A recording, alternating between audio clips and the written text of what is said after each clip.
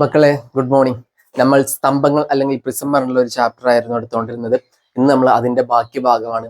പരപ്പളവ് അല്ലെങ്കിൽ ഏരിയ എന്ന് പറഞ്ഞുള്ളൊരു അതിന്റെ ഒരു ബാക്കി ഭാഗമാണെന്ന് നമ്മൾ എടുക്കാൻ പോകുന്നത്.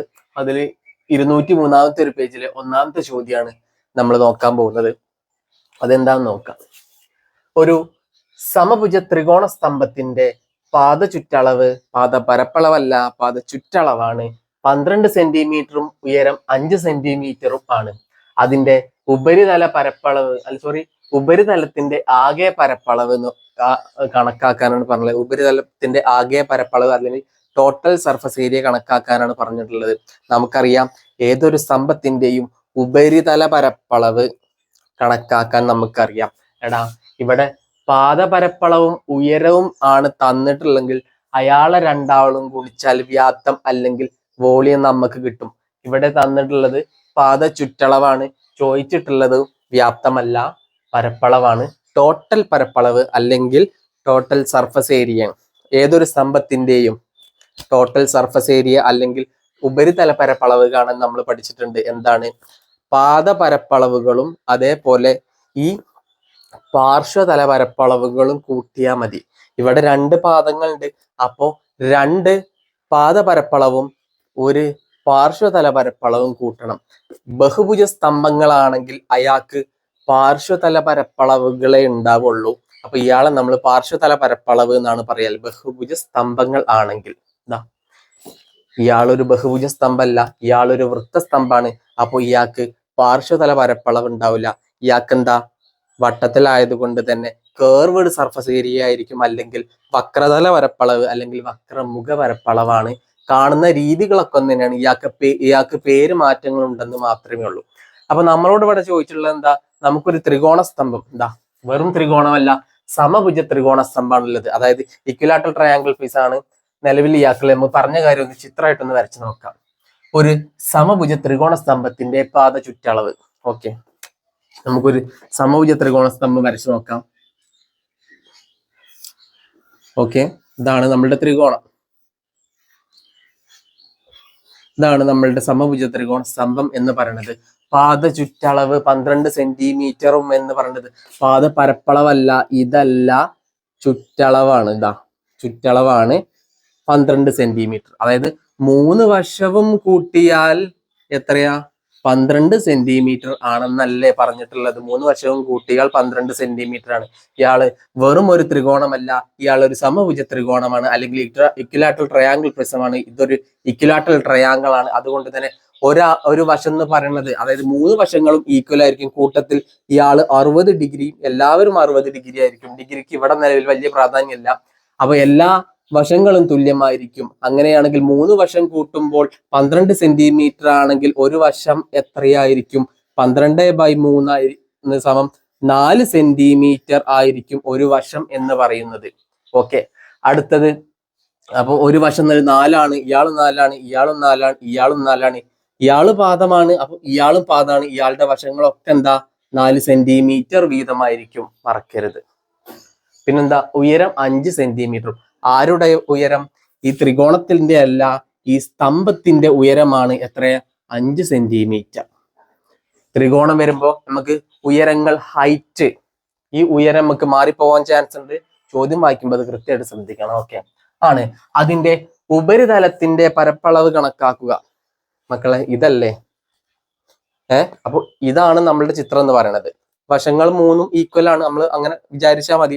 അപ്പൊ ഇയാളുടെ ഉപരിതല പരപ്പളവ് അല്ലെങ്കിൽ ടോട്ടൽ സർഫസ് ഏരിയ ആണ് നമ്മളുടെ കാണേണ്ടത്. അതായത് ഈ 2 പാദങ്ങളും അതേപോലെ ഈ ഒരു പാർശ്വമുഖ പരപ്പളവ് അല്ലെങ്കിൽ പാർശ്വതല പരപ്പളവും കൂട്ടിയാൽ എന്ത് കിട്ടും? ടോട്ടൽ സർഫസ് ഏരിയ അല്ലെങ്കിൽ ഉപരിതല പരപ്പളവ് എന്ന് കിട്ടും.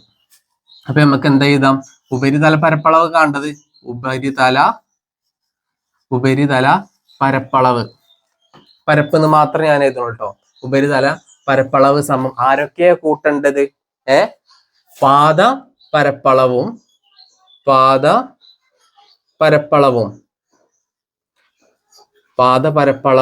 ആരെയാ? ഇയാൾ എന്ത് സ്തംഭ? ത്രികോണ സ്തംഭ. അതുകൊണ്ട് തന്നെ ഇയാൾക്ക് എന്താ ഉണ്ടാവുക? പാർശ്വതല പരപ്പളവേ ഉണ്ടാവുള്ളൂ. പാർശ്വതല പരപ്പളവ്. ഓക്കെ, ആരൊക്കെ? Total surface area equal to base area plus lateral surface area. Okay ആണോ? നമുക്ക് വരാം. നോക്കടാ, ഇയാൾക്ക് ഒരു പാദം ഉള്ളോ? ഇല്ലല്ലോ. 2 പാദ പരപ്പളവില്ല. ഇയാളും പാദ പരപ്പളവാണ്. അപ്പൊ എന്താ, 2 പാദ പരപ്പളവുണ്ട്. അപ്പൊ 2 ഇൻറ്റു നമുക്ക് ഒരു സംശയമില്ലാതെ എഴുതിക്കൂടെ, പാദ പരപ്പളവ്. അതായത് ഇയാളുടെ പരപ്പളവ് കാണണം. ദാ ത്രികോണത്തിന്റെ പാദം, ഇയാളെ പരപ്പളവ് കാണണം അല്ലേ? ഒരാളത് കണ്ടാൽ മതി. രണ്ടാളതും ഇവിടെ ഇതിന്റെ 2 എന്ന് എഴുതിയിട്ടുണ്ട്. രണ്ട് പാദങ്ങളുണ്ട്. അതുകൊണ്ടാണ് നമ്മൾ ഇവിടെ 2 എന്ന് എഴുതിയിട്ടുള്ളത്. ഓക്കെ, അപ്പൊ ഇയാളുടെ പരപ്പളവ് കാണണം. ഹാഫ് ബി എച്ച് ഉപയോഗിക്കാൻ പറ്റുമോ? ഉപയോഗിക്കാൻ, പ്രശ്നങ്ങളൊന്നുമില്ല. ഹാഫ് ബി എച്ച് ഉപയോഗിക്കുമ്പോൾ വേറൊരു പ്രശ്നമുണ്ട്. എച്ച് കാണണം. ഈ എച്ച് അല്ല കേട്ടോ, ത്രികോണത്തിന്റെ എച്ച് കാണണം. ത്രികോണത്തിന്റെ ഈ എച്ച് കാണണം. അത് a√3/2 ഉപയോഗിച്ച് നമുക്ക് കാണണം. a = 4 ആണ്. അത് ഉപയോഗിച്ച് നമുക്ക് കാണാം. പക്ഷെ നമ്മൾ വേറൊരു കാര്യം നമ്മൾ പഠിച്ചിട്ടുണ്ട്. ഏതൊരു സമഭുജ ത്രികോണത്തിന്റെ അല്ലെങ്കിൽ ഇക്വിലാറ്ററൽ ട്രയാങ്കിളിന്റെ ഏരിയ കാണാൻ a²√3/4 എന്ന് നമ്മൾ പഠിച്ചിട്ടുണ്ട് അല്ലേ? നമുക്കത് എഴുതിക്കൂടെ? പാദ പരപ്പളവ് അല്ലെങ്കിൽ ഇക്വിലാറ്ററൽ ട്രയാങ്കിളിന്റെ പരപ്പളവ് a²√3/4 എന്ന് എഴുതിക്കൂടെ? പ്ലസ് പാർശ്വതല പരപ്പളവ്. ഈ പാർശ്വതല പരപ്പളവ് എങ്ങനെ കാണുക? നമ്മൾ ഫസ്റ്റത്തെ ഒരു വീഡിയോയിൽ പറഞ്ഞിട്ടുണ്ട്. എങ്ങനെയാണ് പാർശ്വതല പരപ്പളവ് കാണുക? ഇതാണ് പാർശ്വതല പരപ്പളവ് അല്ലെങ്കിൽ ലാറ്ററൽ സർഫസ് ഏരിയ എന്ന് പറയും. ഇയാളെ കിട്ടാൻ വേണ്ടിയിട്ട് നമ്മൾ എന്താ ചെയ്യേണ്ടത് മക്കളെ? ഈ പാദ ചുറ്റളവും, പാദ പരപ്പളവല്ല, പാദ ചുറ്റളവും ഇതാ ബേസ് പെരിമീറ്ററും ഈ സ്തംഭത്തിന്റെ ഉയരവും ഗുണിച്ചാൽ മതി. ആരൊക്കെയാ? പാദ ചുറ്റളവും. ഇത് മാത്രമേ സ്ഥലമില്ലാത്തതുകൊണ്ട് നമ്മൾ പാദ ചുറ്റളവും ആണ് കേട്ടോ. പാദ ചുറ്റളവും ആരൊക്കെ ഗുണിക്കേണ്ടത്? പാദ ചുറ്റളവും ഉയരവും. ഉയരം? സ്തംഭത്തിന്റെ ഉയരവും ഗുണിച്ചാൽ കിട്ടും. നമ്മൾ ഈ കാര്യം എന്താ ഫസ്റ്റത്തെ ഒരു വീഡിയോയിൽ പറഞ്ഞിട്ട്, അത് കണ്ടിട്ടില്ലെങ്കിൽ അത് പോയി കണ്ടിട്ട് വരണം. കൃത്യമായിട്ട് ഓരോ കാര്യങ്ങളും പറഞ്ഞിട്ടുണ്ട്. കിട്ടും. ഓക്കെ, നമുക്ക് ചെയ്യാം. 2 നമ്മൾ അതേപോലെ എഴുതി. എ എന്താണ്? ത്രികോണത്തിന്റെ ഒരു വശമാണ് എ. അപ്പൊ 4² √3/4 എന്ന് എഴുതാം. പ്ലസ് പാദ ചുറ്റളവ് ചോദിച്ചിട്ട് നോക്ക് മക്കളെ. പാദ ചുറ്റളവ് തന്നിട്ടുണ്ട്, അല്ലെങ്കിൽ ബേസ് പെരിമീറ്റർ തന്നിട്ടുണ്ട്. എത്രയാ? 12 സെന്റിമീറ്റർ. ഈ 3 കൂട്ടിയാൽ മതി. ചോദ്യത്തിൽ തന്നിട്ടുണ്ട്. നമ്മൾ അങ്ങോട്ട് ചിന്തിക്കാനും ഇങ്ങോട്ട് ചിന്തിക്കാനും ഒക്കെ നമുക്ക് അറിയണം. ഒരേ ഭാഗത്ത് നിന്ന് മാത്രമേ നമ്മൾ ചിന്തിക്കരുത്. ഓക്കെ, 12 ഇൻറ്റു ഉയരം. ആരുടെ ഉയര? ത്രികോണത്തിന്റെ ഉയരമാണോ? അല്ല, സ്തംഭത്തിന്റെ ഉയരമാണ്. അത് മറക്കരുത്. സ്തംഭത്തിന്റെ ഉയരം എത്രയാ? 5 അല്ലേ? 5 ആണ്. ഓക്കെ, ഇവിടെ ഒരു 4² ഉണ്ട്, താഴെ ഒരു 4 ഉണ്ട്. 4² എന്ന് പറഞ്ഞാൽ 4 × 4 ആണ്. അതിൽ നിന്നും ഒരു 4 ഞാൻ കളഞ്ഞു, താഴത്തുനിന്നും ഒരു 4 കളഞ്ഞു. ഓക്കെ, 12 × 5 എന്ന് പറഞ്ഞാൽ 60 ആണ്, 60 ആണ് കേട്ടോ. അപ്പൊ 2 × 4√3 പ്ലസ് 60 എന്ന് വരും. ലാസ്റ്റ് 2 × 4 എന്ന് പറയുന്നത് 8 ആണ്. 8√3 പ്ലസ് 60 എന്ന് വരും. √3ക്ക് നമുക്ക് വാല്യൂ ഒന്ന് സബ്സ്റ്റിറ്റ്യൂട്ട് ചെയ്ത് കൊടുക്കുക. അല്ലെങ്കിൽ ഇത്രയും സെന്റിമീറ്റർ സ്ക്വയർ ആണ്, പരപ്പളവാണ്. അത് സെന്റിമീറ്റർ സ്ക്വയർ ആണ്. ഓക്കെ, മീറ്റർ ആണെങ്കിൽ അത് മീറ്റർ സ്ക്വയർ ആയിരിക്കും. √3ന്റെ വാല്യൂ നമുക്കറിയാം. √3 എന്ന് പറയുന്നത് 1.73 ആണ്. നമുക്കിത് ഇൻറ്റു ചെയ്തിട്ട് ഗുണിച്ചിട്ടും ചെയ്യാം, പ്രശ്നങ്ങളൊന്നുമില്ല. അപ്പൊ നമ്മൾ അങ്ങനെ ഗുണിക്കാനോ നിലവിൽ നിൽക്കണില്ല. ഏകദേശ വാല്യൂ. അപ്പൊ നിങ്ങളാവുമ്പോൾ അത് ഗുണിച്ചിട്ടൊക്കെ ചെയ്യണം. ഏകദേശ വാല്യൂ √3 ഞാൻ വിചാരിക്കുകയാണ് 2 എന്ന് വിചാരിക്കുകയാണ്. √3ക്ക് ഞാൻ 2 എന്ന് വിചാരിക്കുകയാണ്. അപ്പൊ 2 × 8 16 ആണ്. 16 + 60, 16 + 60 എന്ന് പറയുമ്പോൾ 76 സെന്റിമീറ്റർ സ്ക്വയർ എന്ന് വരും. ഓക്കെ, ഏകദേശ വാല്യൂ ആണ്. നിങ്ങൾ കൃത്യമായിട്ട് √3ക്ക് 1.73 കൊടുത്തിട്ട് ചെയ്യണം. ഞാൻ ഏകദേശ വാല്യൂ √3ക്ക് ഞാൻ 2 ആണെന്ന് വിചാരിച്ചു. അപ്പൊ നമ്മളുടെ ഏകദേശ വാല്യൂ, അല്ലെങ്കിൽ നമ്മുടെ ഈ സ്തംഭത്തിന്റെ മൊത്തത്തിലുള്ള ഉപരിതല പരപ്പളവ് അല്ലെങ്കിൽ ടോട്ടൽ സർഫസ് ഏരിയ എന്ന് പറയുന്നത് 76 സെന്റിമീറ്റർ സ്ക്വയർ ആയിരിക്കും. ഓക്കെ, നമുക്ക് 203-ാമത്തെ പേജിൽ രണ്ടാമത്തെ ഒരു ക്വസ്റ്റ്യൻ ഉണ്ട്. ആ ക്വസ്റ്റ്യൻ എന്താന്ന് വായിച്ചു നോക്കാം. ചിത്രത്തിൽ കാണിച്ചിരിക്കുന്നത് പോലെ പാദം മട്ടത്രികോണമായ 2 സ്തംഭങ്ങൾ ചേർത്ത് വെച്ച് ഒരു ചതുരസ്തംഭം ഉണ്ടാക്കി. ഇതൊരു മട്ടത്രികോണ സ്തംഭമാണ്. ഇതേപോലത്തെ രണ്ട് ചെങ്ങായിമാരെ കൂട്ടിയിട്ട് ഇതേപോലത്തെ ഒരു സ്തംഭം നമ്മൾ ഉണ്ടാക്കിയിട്ടുണ്ട്. ഈ ചതുര സ്തംഭത്തിന്റെ ഉപരിതല പരപ്പളവ് എത്രയാണെന്നാണ് നമ്മളോട് ചോദിച്ചിട്ടുള്ളത്. അപ്പൊ ഇയാളുടെ ഉപരിതല പരപ്പളവ് അല്ലെങ്കിൽ ടോട്ടൽ സർഫസ് ഏരിയ ആണ് നമ്മൾ കാണേണ്ടത്. ഇതാണ് നമ്മൾക്ക് പുതിയതായിട്ട് ഉണ്ടാക്കിയിട്ടുള്ള ചെങ്ങായി എന്ന് പറയുന്നത് ഇയാളാണ്. അപ്പൊ ഇയാളുടെ ഉപരിതല പരപ്പളവാണ് നമുക്ക് കാണേണ്ടത്. ഇയാളുടെ ഉപരിതല പരപ്പളവ് കാണണമെങ്കിൽ ഈ രണ്ട് പാദ പരപ്പളവുകളും അറിയണം. അതേപോലെ ഈ പാർശ്വതല പരപ്പളവും അല്ലെങ്കിൽ ലാറ്ററൽ സർഫസ് ഏരിയയും നമുക്കറിയണം. ഇയാളുടെ പാദ പരപ്പളവ് അല്ലെങ്കിൽ ബേസ് ഏരിയ കാണണമെങ്കിൽ ഇയാളുടെ ലെങ്ത്തും ബ്രെഡ്ത്തും കിട്ടിയാൽ മതി. തീർച്ചയായിട്ടും കിട്ടും. നമുക്ക് എങ്ങനെ കിട്ടാൻ നോക്കാം. അതേപോലെ ഇയാളുടെ പാർശ്വതല പരപ്പളവ് കിട്ടണമെങ്കിൽ ഇയാളുടെ പാദ ചുറ്റളവ് അല്ലെങ്കിൽ ബേസ് പെരിമീറ്ററും ഈ സ്തംഭത്തിന്റെ ഹൈറ്റും നമ്മൾ ഗുണിച്ചാൽ മതി. ഓക്കെ, അതൊക്കെ ഇവിടെ ഉണ്ട്. അതൊക്കെ എങ്ങനെയാണ് വരുന്നത് നമുക്ക് നോക്കാം. മക്കളെ, ഇയാളൊരു മട്ടത്രികോണ സ്തംഭമാണ്. ഓക്കെ, സംശയങ്ങളൊന്നുമില്ലല്ലോ. മട്ടത്രികോണ സ്തംഭം ആവുമ്പോൾ താഴെ എന്താ മട്ടത്രികോണാണ്. മട്ടത്രികോണം ആവുമ്പോൾ ഒരു ചെങ്ങായി എന്താ 90 ഡിഗ്രി ആയിരിക്കും. ഇയാളെന്താ 90 ഡിഗ്രിയാണ്. ഒരു ത്രികോണത്തിന്റെ കോണുകൾ ഇയാളൊരു മട്ടത്രികോണാണ് പറഞ്ഞത്. ഇയാൾക്ക് ഈ 90 ഡിഗ്രിക്ക് ഓപ്പോസിറ്റ് ഉള്ള ചെങ്ങായിയാണ് ഹൈപ്പോട്ടന്യൂസ് അല്ലെങ്കിൽ കർണം എന്ന് പറയുന്നത്. മക്കളെ, ഇയാള് 5ഉം ഇയാള് 12ഉം ആണെങ്കിൽ മട്ടത്രികോണമാണ്. ഇയാള് 5ഉം ഇയാള് 12ഉം ആണെങ്കിൽ ഒരു സംശയമില്ല, ഇയാള് 13 ആയിരിക്കും. പക്ഷെ നിലവിൽ 13നൊന്നും നമുക്ക് ആവശ്യമില്ല. കൂട്ടത്തിൽ നിങ്ങൾ ആലോചിച്ച് വെക്കാൻ വേണ്ടി മാത്രം പറയാണ്. അപ്പൊ ഒരു ത്രികോണത്തിന്റെ കൂട്ടത്തിൽ മറ്റൊരു കാര്യം, ഒരു ത്രികോണത്തിന്റെ വശങ്ങൾ 5 സെന്റിമീറ്റർ, 12 സെന്റിമീറ്റർ, 13 സെന്റിമീറ്റർ ആണെങ്കിൽ ആ ത്രികോണം ഒരു മട്ടത്രികോണമായിരിക്കും. മറ്റൊരു കാര്യം കൂടി, ഒരു ത്രികോണത്തിന്റെ വശങ്ങൾ 3 സെന്റിമീറ്റർ, 4 സെന്റിമീറ്റർ, 5 സെന്റിമീറ്റർ ആണെങ്കിൽ അയാളും ഒരു മട്ടത്രികോണമായിരിക്കും. ഓക്കെ, ആ കാര്യങ്ങൾ ഒന്ന് ഓർത്ത് വെക്കുക. എപ്പോഴാ ആവശ്യം വരിക എന്ന് പറയാൻ പറ്റില്ല. എഗെയിൻ നമ്മൾ ചോദ്യത്തേക്ക് വരികയാണ്. ഇയാളുടെ പരപ്പളവാണ്, അത് ടോട്ടൽ സർഫസ് ഏരിയ ആണ് നമ്മൾ കണ്ടത്. മക്കളെ, ഇയാള് എന്ന് പറയുന്നത് ഇയാൾ തന്നെയല്ലേ? അതായത് ഈ ചതുരസ്തംഭത്തിന്റെ, അതായത് ചതുരത്തിന്റെ ഒരു വശം. അപ്പോൾ ഇയാളും 12 സെന്റിമീറ്റർ ആയിരിക്കും അല്ലേ? ഇതേപോലെ തന്നെയായിരിക്കും ഇയാൾ. അപ്പൊ ഇത് എത്ര? ഇത് 5 ആണ്. ഇയാളോ? ഇയാള് 15 ആണ്. ഓക്കെ മക്കളെ, നോക്കടാ, ഇയാളൊരു ചതുരമാണ്. ഈ പോണത് ഇയാളൊരു ചതുരമാണ്. ചതുരത്തിന്റെ ഓപ്പോസിറ്റ് സൈഡുകൾ ഈക്വൽ ആയിരിക്കും. അപ്പൊ ഇയാള് 12 ആണെങ്കിൽ ഇയാളും 12 ആണ്. മക്കളെ, എഗെയിൻ നോക്കടാ, ഇയാളും ഒരു ചതുരാണ്. അപ്പൊ ഇയാള് 12 ആണെങ്കിൽ ഇയാളും എന്തായിരിക്കും? 12 ആയിരിക്കും. സംശയങ്ങളൊന്നുമില്ലല്ലോ. മക്കളെ, ഇയാള് 5 ആണെങ്കിൽ ഇതും ഒരു ചതുരമല്ലേ? 3D പിക്ചർ ആവുമ്പോൾ കുറെ കാര്യങ്ങൾ നമ്മൾ ആലോചിച്ചുണ്ടാക്കേണ്ടി വരും. മനസ്സിൽ ആ പിക്ചർ നമ്മൾ കൊണ്ടുവരേണ്ടി വരും. ഓക്കെ, ഇയാളൊരു ചതുരമാണ്. ചതുരത്തിന്റെ ഓപ്പോസിറ്റ് സൈഡ് ഈക്വൽ ആണ്. ഇയാള് 5 ആണെങ്കിൽ ഇയാളും 5 ആണ്. അപ്പോ ഇയാള് 5 ആണെങ്കിൽ ഇയാളും 5 ആണ്. അപ്പോ ചതുരത്തിന്റെ ബേസ് ഇവിടെ മാത്രമല്ല ബേസ് ഉണ്ടാവുക, ഇതും ബേസ് ആണ്. അപ്പൊ ഒരു ചതുരത്തിന്റെ ബേസിലെ എല്ലാ വശങ്ങളും നമുക്ക് കിട്ടിക്കഴിഞ്ഞു. എഗെയിൻ ഇയാള് 15 ആണെങ്കിൽ ഇയാളും 15 ആയിരിക്കും അല്ലേ? ഇതല്ലേ സ്തംഭത്തിന്റെ ഹൈറ്റ് എന്ന് പറയുന്നത്? ഇതാണ് സ്തംഭത്തിന്റെ ഹൈറ്റ് എന്ന് പറയുന്നത്. ഓക്കെ, റെഡി ആണോ? എഗെയിൻ നമ്മൾ ഉത്തരത്തിലോട്ട് വരികയാണ്. ഈ ചതുരസ്തംഭത്തിന്റെ ഉപരിതല പരപ്പളവ് അല്ലെങ്കിൽ ടോട്ടൽ സർഫസ് ഏരിയ ആണ് കാണുന്നത്. അപ്പോ ഉപരിതല പരപ്പളവ് സമം ആരൊക്കെ കൂട്ടേണ്ടത്? പാർശ്വപരപ്പളവും പാദപരപ്പളവും. ആരത്? ഇയാളത്. പാദപരപ്പ് പ്ലസ് ആരാ? ഇയാളുടെ പാർശ്വതല പരപ്പും. ഓക്കെ, ആരൊക്കെ? ടോട്ടൽ സർഫസ് ഏരിയയും ബേസ് ഏരിയയും ഇതിലെ ലാറ്ററൽ സർഫസ് ഏരിയയും കൂട്ടുമ്പോൾ നമുക്ക് ഈ സ്തംഭത്തിന്റെ ടോട്ടൽ സർഫസ് ഏരിയ കിട്ടും. ഓക്കെ, നമ്മൾ വരികയാണ്. പാദപരപ്പ് രണ്ടാൾക്കാരില്ലേ? 2 പാദങ്ങളില്ലേ? അപ്പൊ 2 ഇൻറ്റു പാദം ആരാണ്?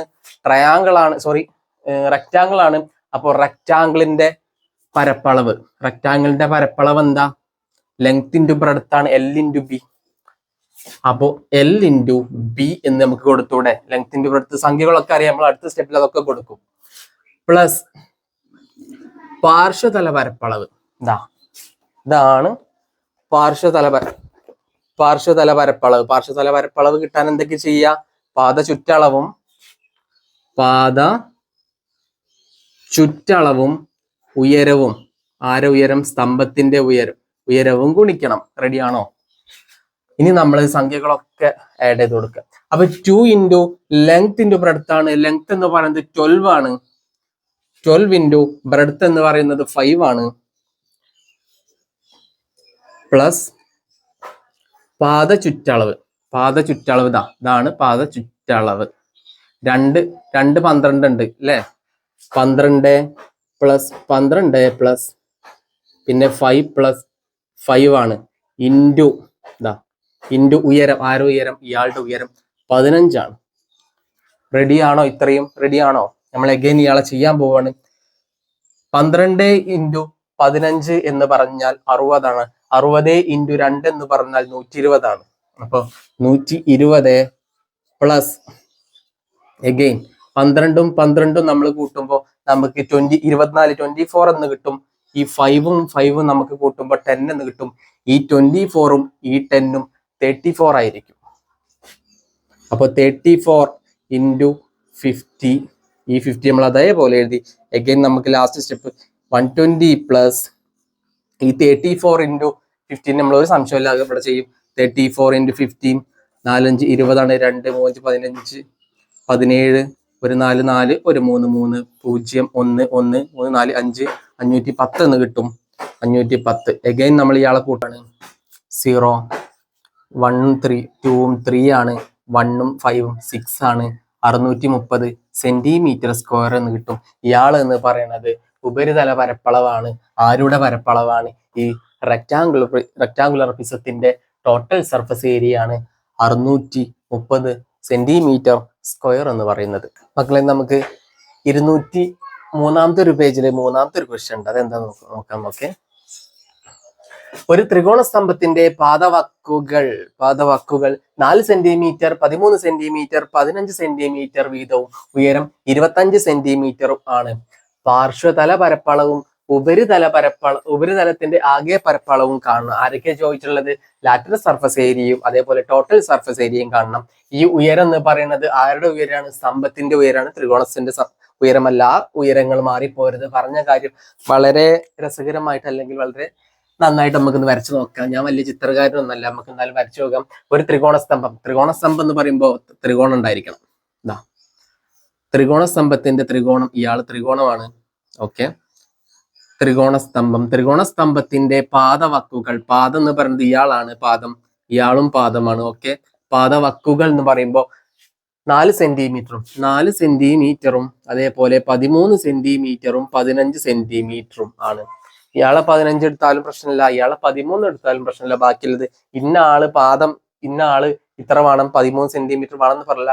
4ഉം 13ഉം 15ഉം ഉണ്ടായാൽ മതി, എവിടെയായാലും പ്രശ്നങ്ങളൊന്നുമില്ല. വീതവും ഉയരം 25 സെന്റിമീറ്ററുമാണ്. ആരുടെ ഉയരം? ഇയാൾ സ്തംഭത്തിന്റെ ഉയരം 25 സെന്റിമീറ്ററുമാണ്. എല്ലാം സെന്റിമീറ്ററിലാണ് കേട്ടോ. ഓക്കെ, സെന്റിമീറ്ററിലാണ്. പാർശ്വപരപ്പളവും ഉപരിതലത്തിന്റെ ആകെ പരപ്പളവ്, ഉപരിതല പരപ്പളവും കണക്കാക്കാനാണ് പറഞ്ഞത്. പാർശ്വതല പരപ്പളവ് കണക്കാക്കണം ആദ്യം. ഓക്കെ, ഒരു സംശയമില്ലാതെ നമുക്ക് പാർശ്വതല പരപ്പളവ് അല്ലെങ്കിൽ ലാറ്ററൽ സർഫസ് ഏരിയ. ഈ പാർശ്വതല പരപ്പളവ് കണക്കാക്കാൻ ഇതാണ് പാർശ്വതല പരപ്പളവ്. ഈ പാർശ്വതല പരപ്പളവ് കണക്കാക്കാൻ ആരൊക്കെ വേണം? ഈ പാദ ചുറ്റളവും ഉയരവും ഗുണിച്ചാൽ മതി. ആരൊക്കെ? പാർശ്വതല പരപ്പളവ് കണക്കാക്കാൻ ഈ പാദ ചുറ്റളവും പിന്നെ ഉയരവും ഗുണിക്കുക. അതായത് ബേസ് പെരിമീറ്ററും ഉയരവും ഗുണിച്ചാൽ മതി. ഇതാണ് ഉയരം, ആരുടെ? സ്തംഭത്തിന്റെ ഉയരം. അപ്പൊ പാദ ചുറ്റളവ് എന്ന് പറയുന്നത് എന്താണ്? 13 പ്ലസ് 15 പ്ലസ് 4 ഇൻറ്റു ഉയരം എന്ന് പറയുന്നത് എത്രയാ? 25 ആണ്. നമുക്ക് ഇയാളുടെ ഒന്നും ആലോചിക്കാതെ ഇയാളെ സൈഡിൽ പോയി നമുക്ക് ഗുണിക്കാൻ നോക്കാം. 13 15 4 8 12 32 എന്ന് കിട്ടും. അപ്പൊ നമ്മളുടെ ആൻസർ 32 ഇൻറ്റു 25 എന്ന് എഴുതിക്കൂടെ? ഇയാളെ നമ്മൾ ഗുണിക്കാൻ പോവാണ്. 32 ഇൻറ്റു 25 ആണ്. 2 5 10 ആണ്. 1 ഉണ്ടാവും, 3 15 16, 2 2 4 ആണ്, 2 3 6 ആണ്. 0 0 1 6 7 8 800 സെന്റിമീറ്റർ സ്ക്വയർ എന്ന് കിട്ടും. പരപ്പളവാണ് 800 സെന്റിമീറ്റർ സ്ക്വയർ എന്ന് കിട്ടും. എന്താണ് കിട്ടുക? പാർശ്വപരപ്പളവ് റൗണ്ടിലുള്ള ആള്, ഇയാളെ നമുക്ക് കിട്ടി 800 സെന്റിമീറ്റർ സ്ക്വയർ എന്ന് കിട്ടി. ഓക്കെ, അഗൈൻ അടുത്തൊരു ചോദ്യം, ഉപരിതല പരപ്പളവ് ടോട്ടൽ സർഫസ് ഏരിയ എന്നാണ് ചോദിച്ചത്. ടോട്ടൽ സർഫസ് ഏരിയ അല്ലെങ്കിൽ ഉപരിതല പരപ്പളവ് എന്ന് പറയുന്നത് ഉപരിതല പരപ്പളവ്. ഓക്കെ, ഉപരിതല പരപ്പളവ് കാണാൻ ആരൊക്കെ കൂട്ടത്? പാദപരപ്പളവും ത്രികോണസ്തംഭാണ്. ഇയാളെ ഉപരിതലം കാണണമെങ്കിൽ എന്താ ചെയ്യേണ്ടത്? 2 പാദപരപ്പളവുകളും അല്ലെങ്കിൽ പാദപരപ്പളവും കൂട്ടണം, അതേപോലെ എന്താ പാർശ്വതല പരപ്പളവും. അപ്പോ പാദപരപ്പളവും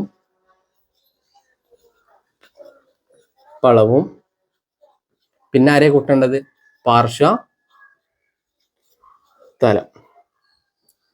പാർശ്വതല പരപ്പളവ്. ആരൊക്കെ? ടോട്ടൽ സർഫസ് ഏരിയ കിട്ടാൻ വേണ്ടിയിട്ട് നമുക്ക് ബേസ് ഏരിയയും അതേപോലെ ലാറ്ററൽ സർഫസ് ഏരിയയും നമ്മൾ കൂട്ടണം. എഗെയിൻ പാദപരപ്പളവ് 2 പാദങ്ങളില്ലേ? 2 പാദങ്ങൾ ഉണ്ടാവുമ്പോൾ 2 ഇൻറ്റു അല്ലെ പാദപരപ്പളവ് കാണണം. അതായത് ത്രികോണാണ്, ഈ ത്രികോണത്തിന്റെ പരപ്പളവ് കാണണം. ത്രികോണത്തിന് ഹാഫ് ബി എച്ച് നമുക്ക് ഉപയോഗിക്കാം. അപ്പൊ ബേസ് ഉണ്ട്, പക്ഷെ നമുക്ക് ഇവിടെ എച്ച് ഇല്ല, അതൊരു പ്രശ്നമാണ്. അപ്പൊ നമുക്ക് ഹാഫ് ബി എച്ച് ഉപയോഗിക്കാൻ പറ്റൂല.